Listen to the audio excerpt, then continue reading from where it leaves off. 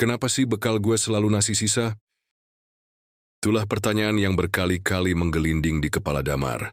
Tiap hari, saat teman-temannya membuka kotak makan berisi ayam crispy, sosis bakar, atau roti lapis warna-warni, Damar hanya bisa menunduk.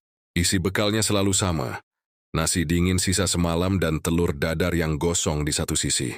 Kadang asin, kadang hambar, seringkali keras. Tapi yang paling keras bukanlah nasinya, melainkan rasa malu yang menusuk-nusuk dadanya setiap kali teman-temannya melirik dengan iba atau, lebih parah, menahan tawa. Dia pernah coba menyembunyikan kotak bekalnya, pernah juga pura-pura puasa. Tapi ibu selalu tahu, dan tiap malam ibu akan berkata, "Jangan lupa dimakan bekalnya ya, Dam. Ibu masak pakai hati." Hati? Hati macam apa yang tega ngasih nasi keras begini ke anaknya? Tapi Damar bukan anak durhaka.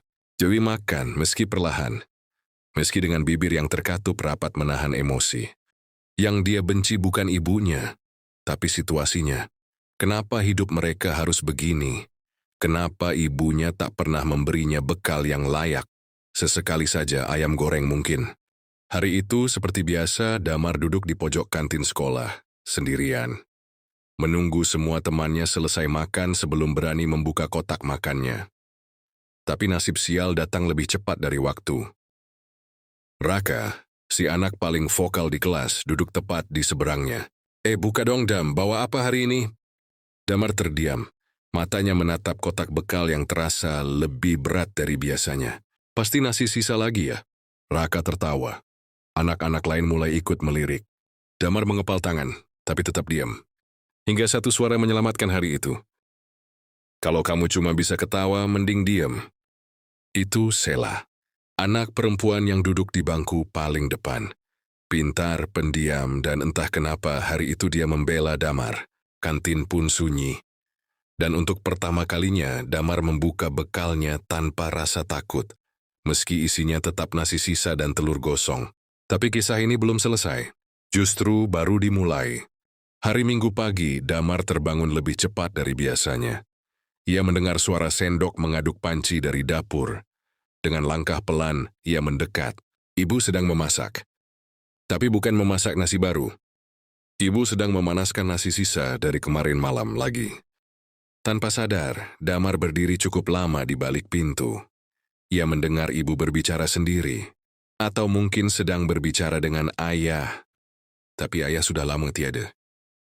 "Maaf ya, Dam. Ibu belum bisa kasih kamu lebih, tapi ibu janji setiap butir nasi ini penuh doa." Damar menahan napas. Tanpa sadar, Damar berdiri cukup lama di balik pintu. Ia mendengar ibu berbicara sendiri. Atau mungkin sedang berbicara dengan ayah. Tapi ayah sudah lama tiada. "Maaf ya, Dam. Ibu belum bisa kasih kamu lebih. Tapi ibu janji setiap butir nasi ini penuh doa." Damar menahan napas. Ibu menyendok nasi yang sudah agak menguning. Lalu mengambil telur satu-satunya di rak. Mengocoknya, mencampur sedikit garam dan merica. Telur itu digoreng dengan api kecil agar hemat gas. Telur terakhir di rumah itu. Setelah selesai, ibu menyusun bekal seperti biasa. Dan yang mengejutkan, ibu menyelipkan selembar kertas kecil di bawah sendok. Damar buru-buru kembali ke kamar. Tapi pagi itu rasa kantuknya hilang sepenuhnya. Ada sesuatu yang menggelegak dalam dadanya. Sebuah rasa yang tak bisa ia nama. Hari Senin. Damar membuka bekalnya lebih cepat dari biasanya. Di ruang kelas sebelum bel berbunyi. Benar, ada kertas kecil di bawah sendoknya. Tangannya bergetar saat membukanya. Tulisan tangan ibu, goyang tapi rapi. "Ibu tahu kamu malu. Maafkan ibu." Tapi tahu tidak, Dam, nasi itu memang sisa untuk dunia, tapi bukan sisa untukmu. Itu bagian terbaik yang ibu sisihkan, karena ibu lebih rela lapar daripada kamu tak makan. Semoga kamu kenyang, dan jadi orang besar nanti. Napas Damar tercekat, tangannya gemetar, matanya panas. Dia teringat ibu sering bilang tidak lapar saat makan malam. Sering bilang sudah makan di luar, padahal tak pernah keluar rumah. Semua klik, semuanya mengerucut pada satu titik. pengorbanan yang ia abaikan. Beberapa tahun kemudian, Damar kuliah di kota besar. Hidupnya berubah.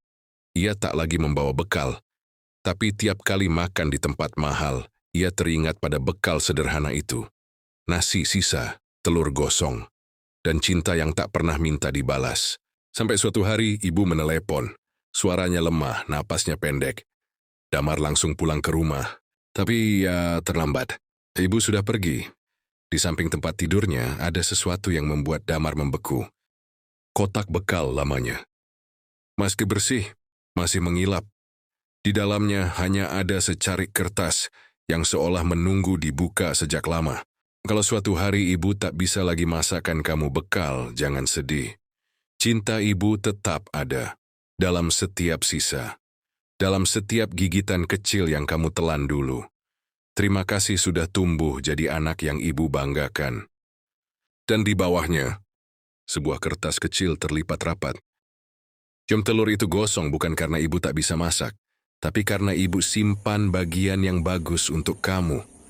Gosongnya, ibu makan sendiri. Damar menangis, tapi bukan karena kehilangan. Dia menangis karena baru benar-benar melihat. Dan ia tahu, untuk pertama kalinya nasi sisa itu bukan sisa, tapi warisan. Cinta murni yang dibungkus dalam kesederhanaan dan disajikan dengan pengorbanan tanpa nama. Dan itulah kisah tentang bekal paling sederhana yang mengubah hidup seorang anak selamanya.